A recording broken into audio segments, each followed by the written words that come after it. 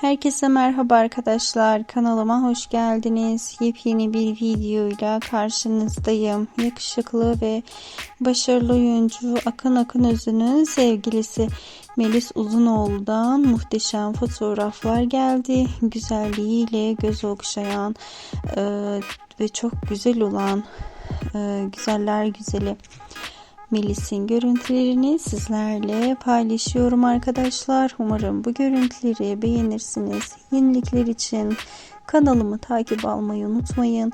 Yeni haberler için, güncel haberler için takipte kalın. Videomu beğenmeyi, abone olmayı unutmayın. Hoşça kalın.